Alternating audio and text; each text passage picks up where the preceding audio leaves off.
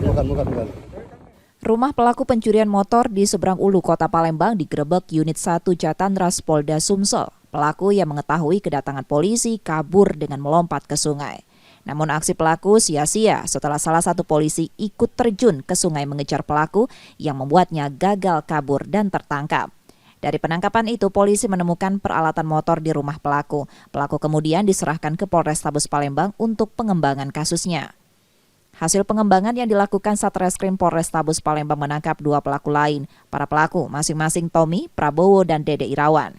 Kapolrestabes Palembang menerangkan pelaku sudah 17 kali mencuri sepeda motor di Palembang dengan cara merusak kontak motor. Motor curian kemudian dijual pelaku keluar kota. Melakukan hunting patroli, kemudian menemukan sebuah sepeda motor dalam posisi yang menguntungkan untuk dicuri, baik itu jangkauannya mudah dihilangkan atau sepeda motornya masih tertinggal kunci utama daripada kendaraan tersebut, sehingga dengan mudah para pelaku itu melakukan tindakan pencurian. Ketiga tersangka pun terancam hukuman 7 tahun penjara karena perbuatannya tersebut. Yudi Kiswanto, Kompas TV, Palembang, Sumatera Selatan.